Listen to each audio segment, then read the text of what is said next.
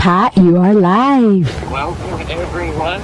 So we have an exciting start this time. We have a southern stingray just right ahead of us here, and we can see it's in a very, very strange position. Not sure exactly what it's doing, but it's sitting very still along this reef ledge. Now let me get the introductions done first. So we have me, Patrick, your underwater biologist today. On camera we have Rian, and on the surface we have Lauren. Now if you have any questions in particular about this stingray or about anything else, please send them in. If you're on Twitter, use the hashtag diveLIVE.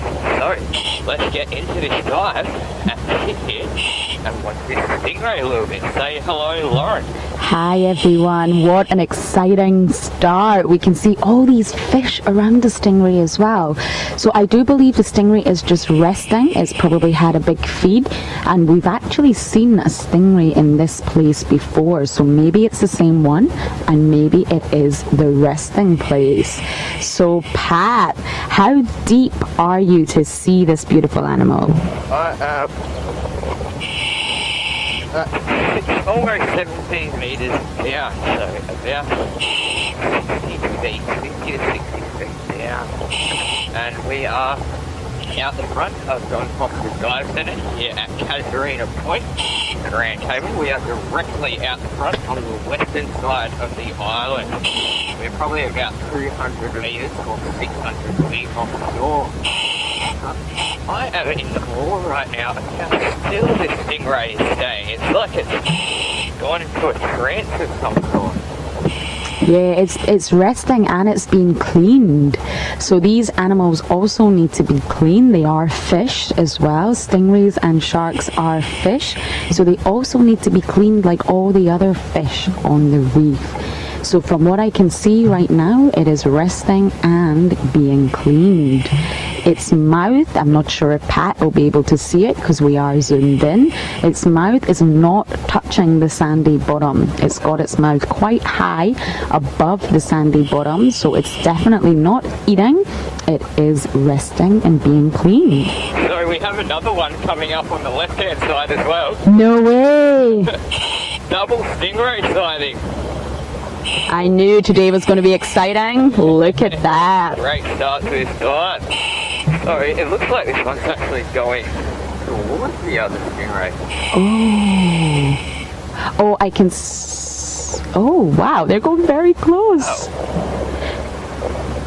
So the one that is swimming is a female. I can see there's no claspers present, so there's no male genitals. The one swimming is a female.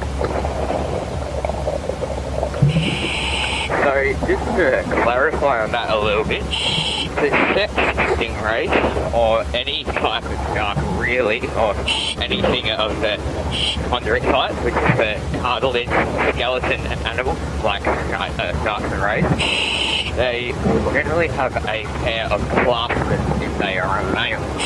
So we look on the underside of the animal, these claspers, and if they're present, then we know that they do have interactions, particularly between the males and the females in the mating. As far as their social interactions go, I'm not too sure. I can confirm that they obviously do mate, the male and females, but that is the only interaction you will really see for these southern stingrays. If there was a big feed, if there was an area where there was lots of food available, they would all come to feed, but not necessarily interact. So you can see the eyes are on top. It's actually what's being cleaned right now. It looks like these little cleaner fish, the very small fish, are also cleaning around the stingray's eyes. So the eyes are on top and the mouth is on the bottom side.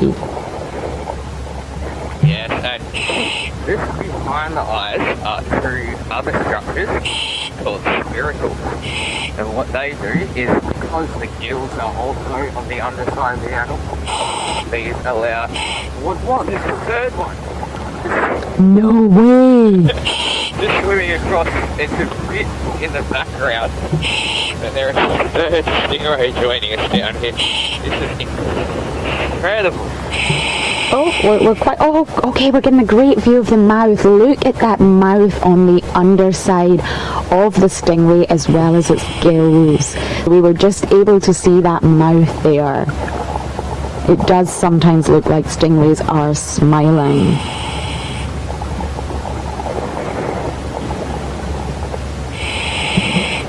You can tell it uses its wings to almost soar through the water. So these wings are just, they have been modified through evolution to be really extended from the original pectoral fins that wouldn't have been there otherwise. So how many stingrays have we still got a sighting of, Pat? Sorry? How many stingrays have we still got a sighting of? I can see only the one now. Off somewhere to the right.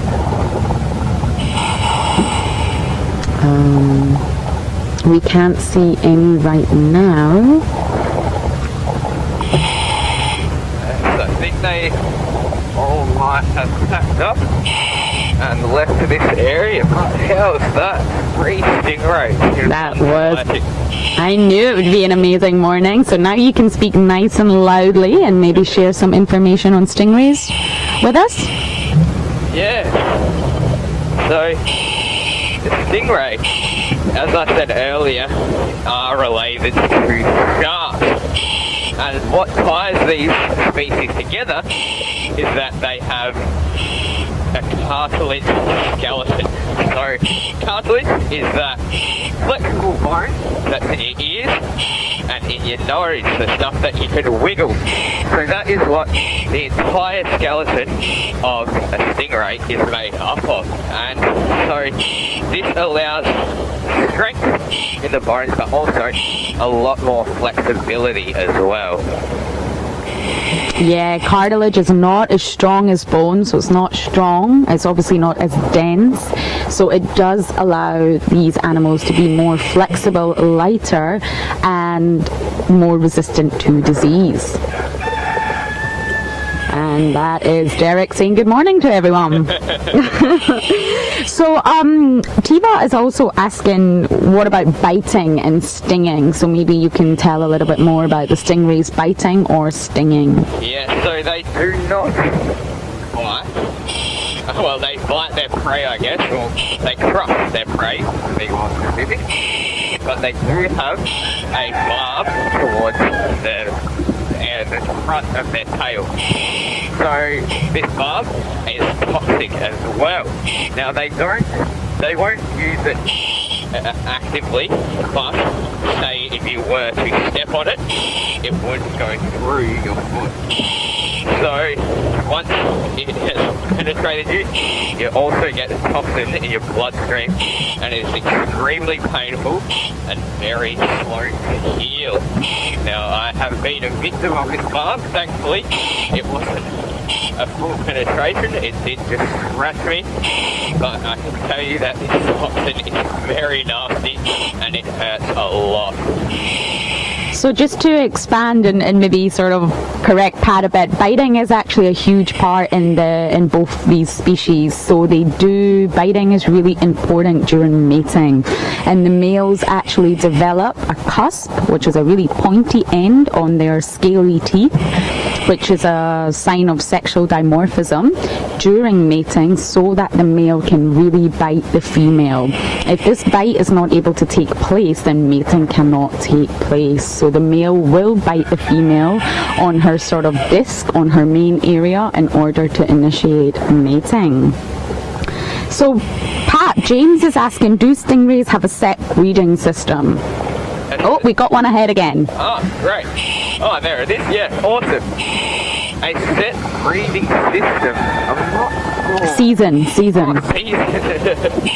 Sorry. I'm not actually sure about the breeding season here. I know back home the species we get back in Australia, they have a set breeding season. I'm not sure about the ones here.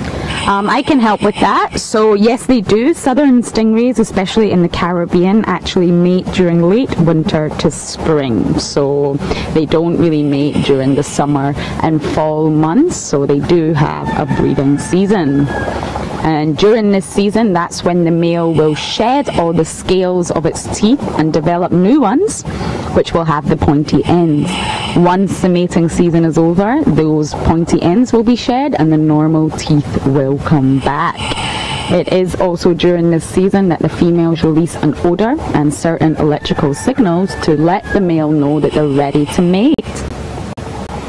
That is because they like to fly over the sand, with obviously having their mouth on the underside, they can really sense what's in the sand, because that's where most of their food comes from. So they will, yeah, they have very, very sensitive undersides of their body, and what they do is they'll go over the sand, and then if they find a patch where there's a lot of food that they really want, they do something called tenting. Now tenting is they will kind of suction themselves to the sand and lift up the inner parts of their body to draw everything up.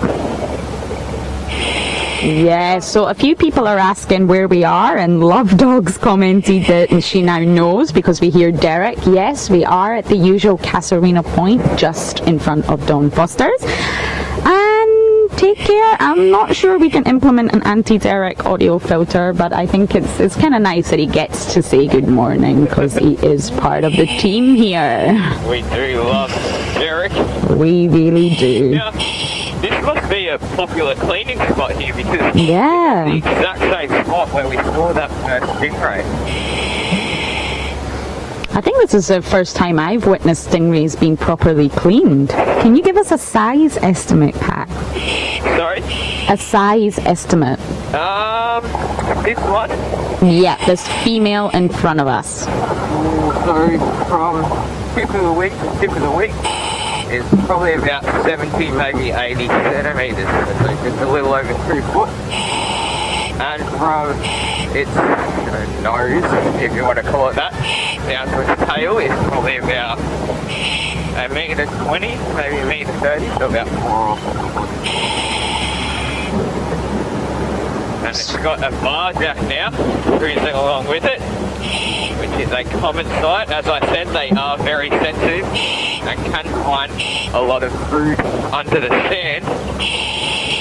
And that is amazing. Sorry, yeah, so the barjack will use that to find its food. So I do believe this is a cleaning station for the stingray because we've seen it in this position quite a few times now, and I believe the reason it's in this sort of awkward, uncomfortable looking position is it's signaling that it needs its top side, the side that we can see, it needs that cleaned. A lot of animals will let the cleaner fish know exactly where to clean. So I do believe that is what this female is doing. Oh, did another stingray come to this spot? So I was off looking at this other one over here thinking that we were talking about it. So I didn't realise that this one was still here. Was this the same one that was had here the whole time? It just arrived, so I'm not sure. I think we've been moving from stingray to stingray. I'm not able to keep track. True. So please do send in your questions about stingray. This is an awesome sighting, and it's obviously a long sighting, so just send in any questions that you may have about these animals. So we can see the spiracle really clearly now. Pat was mentioning earlier about the spiracle, and that is this funny hole behind the eye that is opening and closing. And all it's doing, because its mouth is probably stuck to the rock, is it's just drawing in water to pass to the gills in order to breathe. And we can see so many of these little cleaner gobies cleaning away the top side of the animal.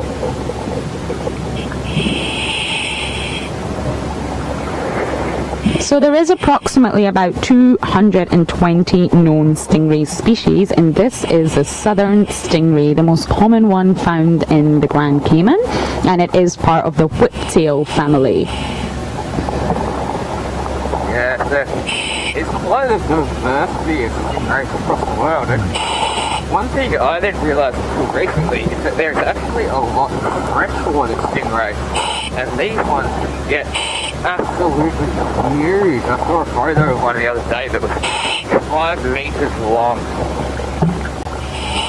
So Craig is asking, do they have good eyesight? Do stingrays have good eyesight? Yes. I'm actually not sure about their eyesight. Do you know why? Yes, I do. So actually they don't have very good eyesight because they don't rely on their eyes. So they do have other senses which they primarily rely on, and that is the ampullae of Lorenzini, and all that means is lots of gel-filled pores on the underside in its sort of nose rostrum area. So we won't be able to see them right now, but there's lots of tiny little pores, and these basically detect electrical signals in the water. Same as sharks, they are able to detect their prey's signals from the little heartbeats. So they heavily rely on this, so they really don't need to use their eyesight so much. They can see though, it's just not their main strong sense. So while we've got this one really still, Rian, do you think you could get a close-up of the barb here so we can show what we're talking about when we say the venomous barb?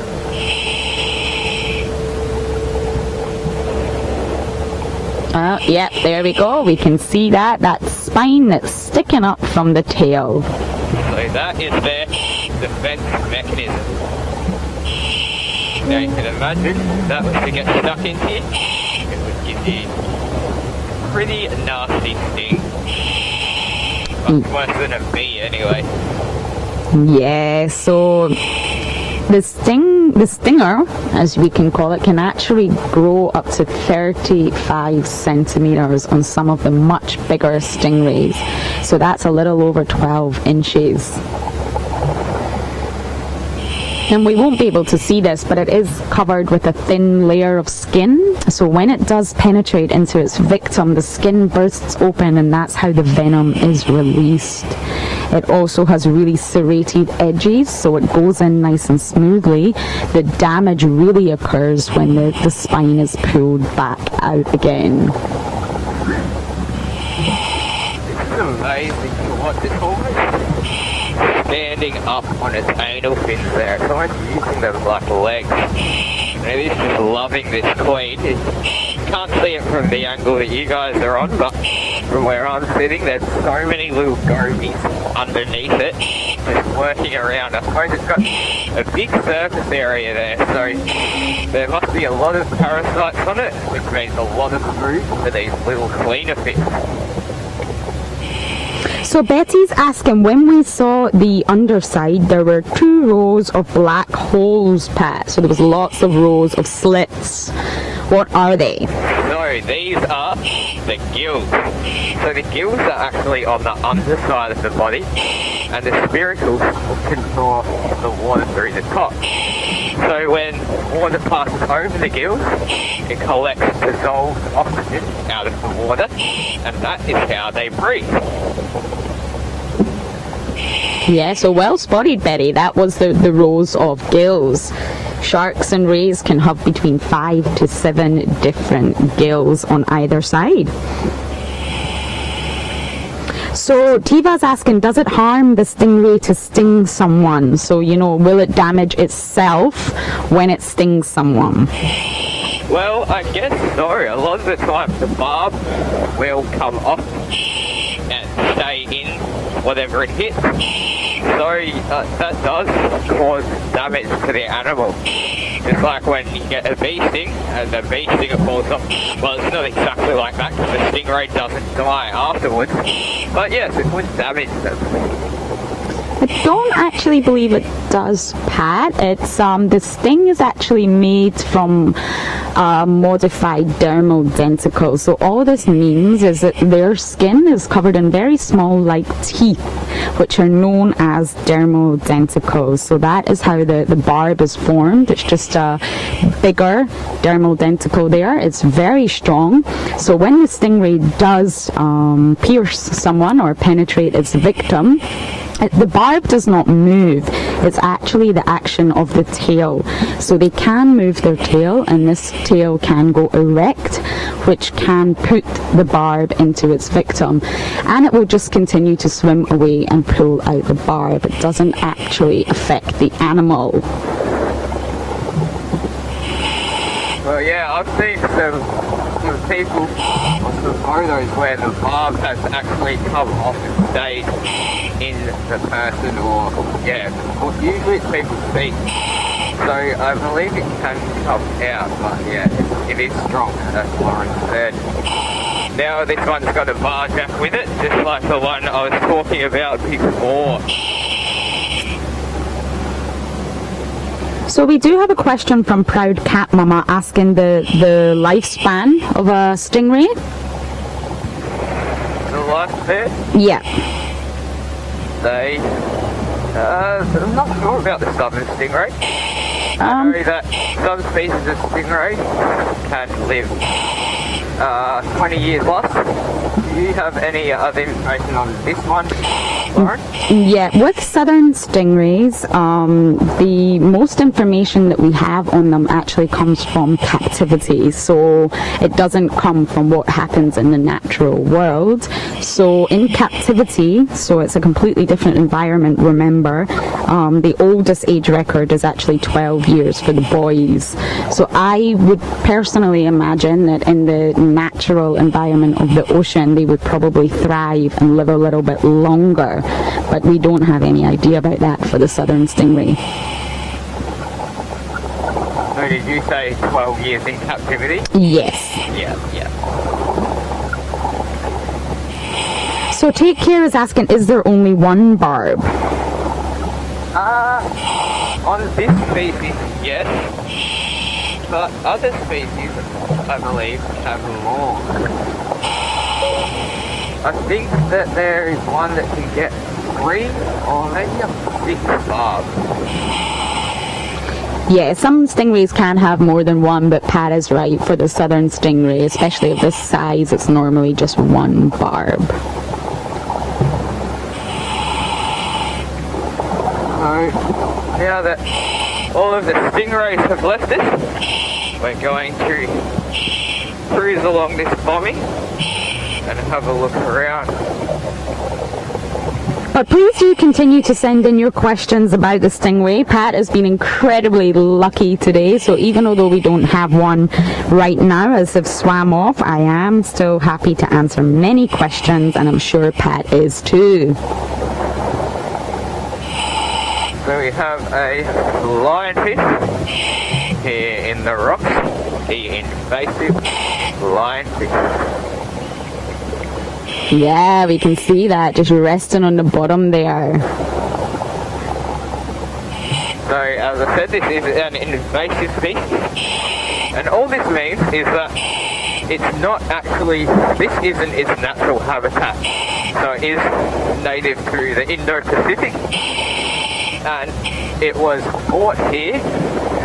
They're not really 100% sure why. It could be from the aquarium trade, it could be from transportation of boats, it could be in the hulls of the ships. But for some reason or another, it came here and it affected the ecosystem negatively. So in this particular case, it was a ferocious predator with no actual predators itself. So it was eating a lot whilst its numbers were growing out of control. So just to everyone watching, we had a little problem with Facebook, so we've just received all your questions now. So Pat, are you still happy to answer some stingray questions? Yeah, sure.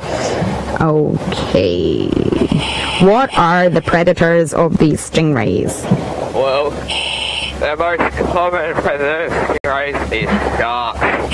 So, although they are related, bigger sharks will munch on a stingray.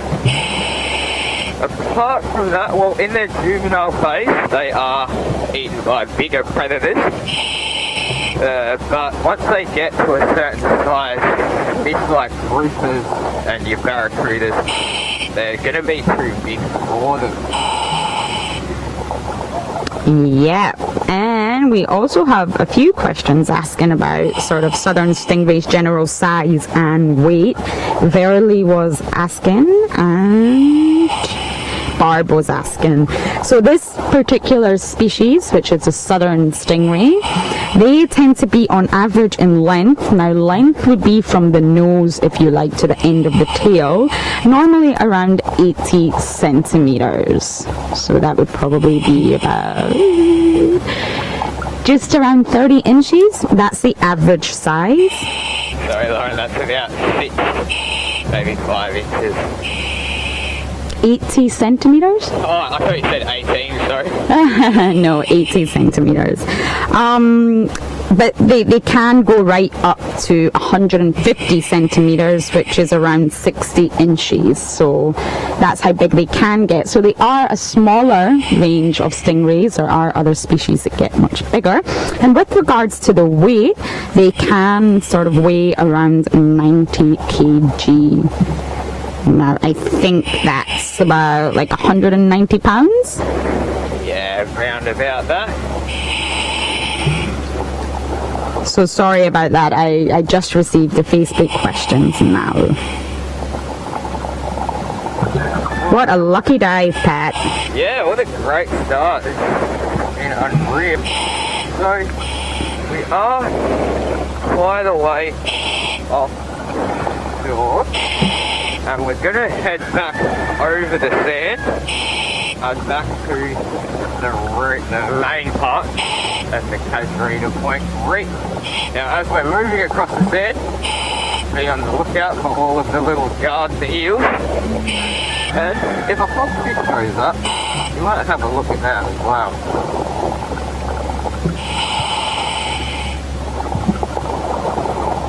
So, Serinf is asking, do stingrays lay eggs to reproduce? Sorry, Lauren, I'll get you to take this one. Sure, not a problem. So, stingrays are actually ovoviviparous, and what that means is that internal fertilization does occur. So, they will copulate, so the male will bite this female's disc when he knows that she's ready during mating season. And it's a very, very quick copulation. The male does insert his claspers into the female, and this will deposit sperm. So believe it or not, the rays in general are actually known to store sperm until they're ready to give birth. So they can actually hold the sperm until they choose to fertilize the eggs. Now the eggs will grow and fully develop within the female, and then they will hatch inside of the female. So the young are born alive and they have no attachment to any placenta or things like that. And these little babies will nourish themselves on the yolk inside until the female mother gives birth to them. So the eggs hatch inside and then the mother gives live birth. Now with southern stingrays, it's normally between 2 to 10 pups per litter. So baby stingrays are called pups. And these pups are large enough to find food for themselves and defend themselves against predators. So I hope that helps.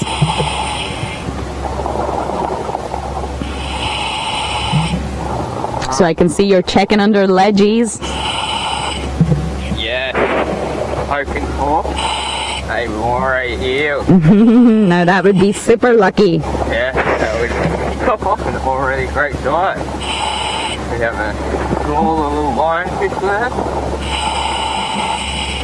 So Craig is asking, sorry, people love the stingrays. Craig is asking, how do you tell the difference exactly between a male and female stingray?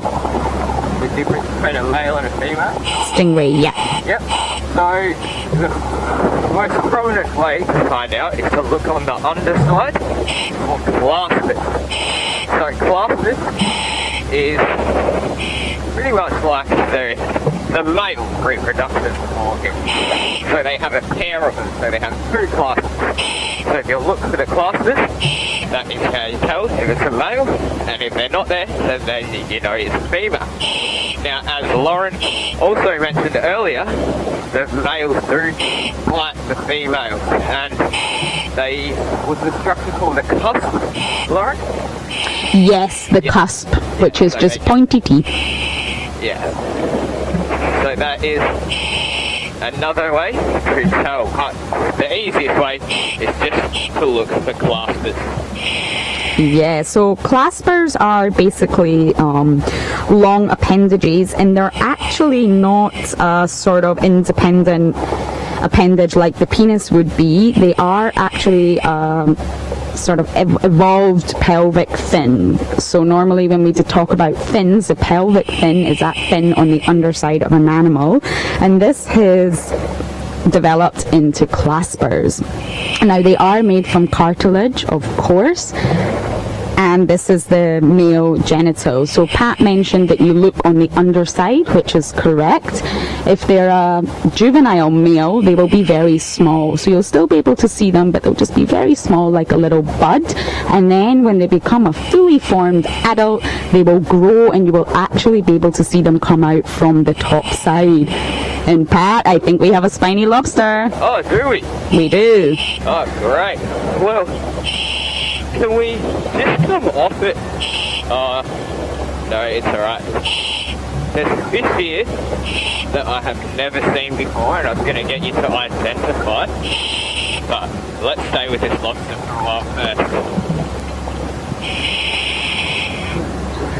first. Sure. What is it you would like me to identify? There was just a fish over here that I'd never ever seen before, but I can't seem to relocate it. Yeah, no, it's gone, unfortunately. It looks like a really, really big squirrel fish. Oh, is it the big eye? I can see a big eye, the red one hiding in the rocks there. We had it. I think it's the big eye, which is a type of soldier fish. Is that the one? Let me see. I can see it. If Rianne goes up, move the camera up. Oh, here it is, just here. Yeah, that's a big eye. A big eye, okay. So there we go. There's another new species. Yeah, I don't think we've mentioned these ones before. So Lauren and I are trying to challenge ourselves by pointing out one new species every single dive. So again, we can say that we've successfully done that on this dive. Yes.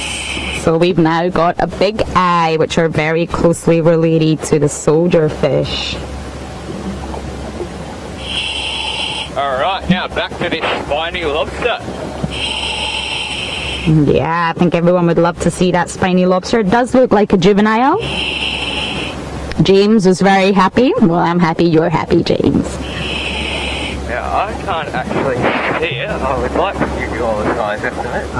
Oh, yep, there it is. So,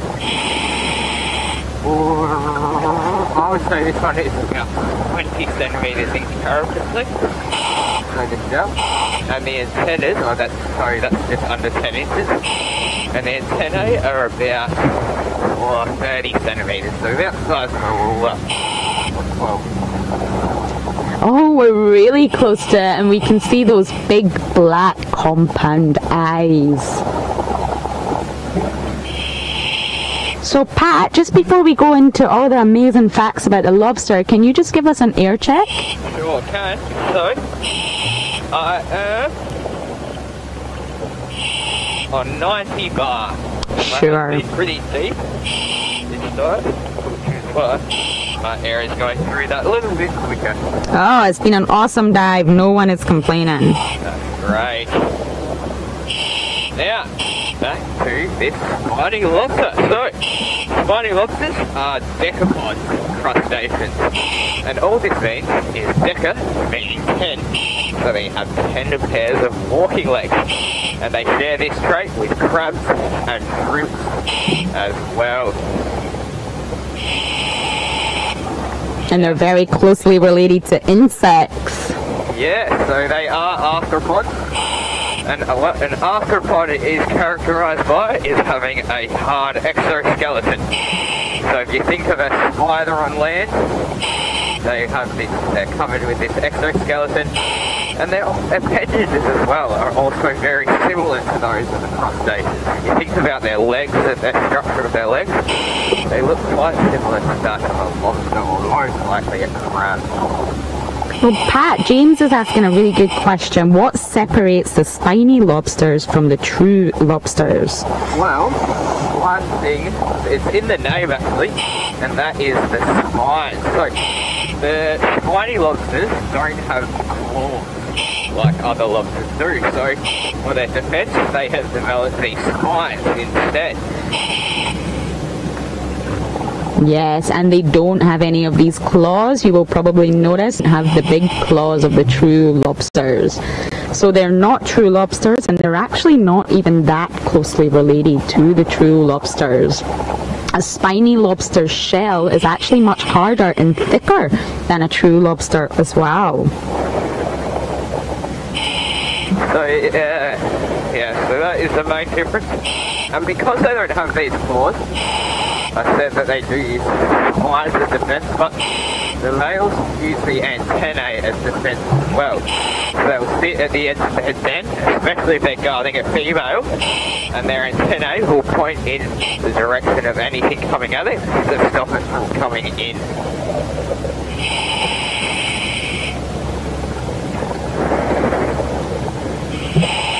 Now, one fact I love sharing about spiny lobsters is their migration. So, when it gets really stormy, obviously shallow waters are affected a lot worse by storms than deeper waters. So, when it does get stormy, the lobsters migrate to deeper waters. But to do this, they do what is called queuing. Now, queuing is when the spiny lobsters will line up with the antenna resting on the carapace of the one in front of it. And they'll line up in like a conga line. That is how they'll migrate in this conga line. Lined up perfectly, antennae to carapace, antennae to carapace. Yeah, it's really fine. And there is sort of different theories to why they do it together. Safety and smaller antennules that lie just under the antennae. And these are very sensitive to chemical changes in the water. yeah, they can have up to 400 different receptors on these antennas. So Pat, Take Care is asking, can lobsters swim? They cannot really swim. I'm not actually sure about the spiny lobsters, but I do know that some lobsters can flap their tail really quick, and this kind of can project them through the water. So their tail is kind of wrapped sort of underneath their body. Like, sorry, I'll just wait till I'm on camera. So it is wrapped under kind of like that. And what they do is they flap it like that to move them, propel them in a certain direction. So I've seen this behaviour in the southern rock lobster, but I'm not sure about the spiny lobster. And Proud Cat Mama is asking, what is a spiny lobster's predators? Well, they are enjoyed by a wide variety of organisms. They are the favourite foods of moray eels, of sharks, some rays, excuse me, bigger predatory fish like groupers. Can you think of anything else? No, and humans as well, of course, yeah, and that's exactly what Sophie is asking, Pat. Do people eat spiny lobsters? Yes, they definitely do. They are a delicacy here. And it looks like we have 2 bars actually that may be mating. They were rubbing against one another for a while.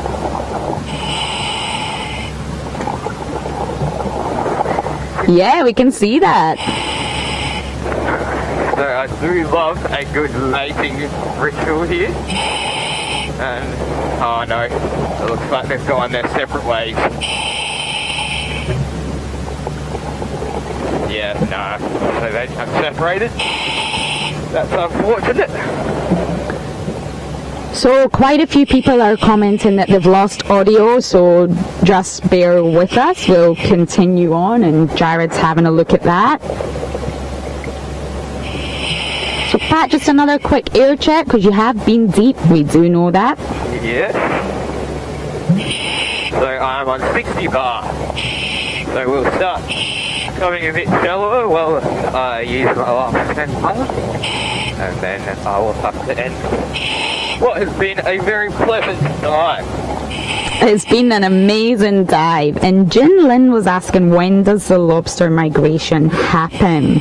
So it generally happens during autumn as they head for the deeper waters, and it seems to be started by environmental cues. So it isn't fully understood, but they seem to take cues from environmental factors which causes them to congregate and begin their migration. So for example, sudden changes in temperature or more intense water activity.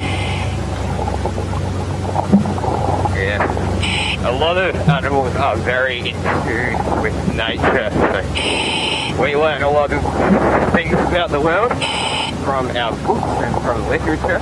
But animals don't have this, so they really have to be in tune with what the environment is doing.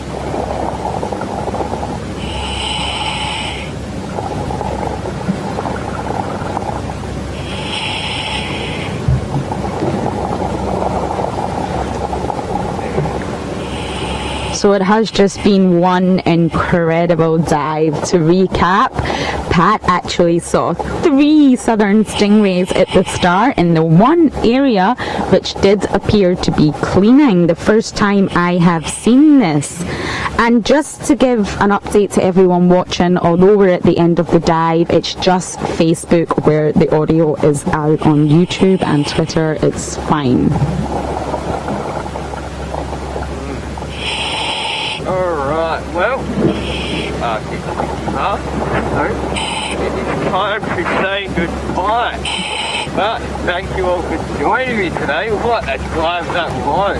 Very, very lucky to have all of those stingrays to start with, and then the spiny lobster as well. So we will have another dive. You'll be under the water with Lauren at 11 AM Grand Cayman time. I hope to see you all there. Thank you again, and have a good day. Thank you, diveLIVE family. I will see you underwater at 11 Caymanian time.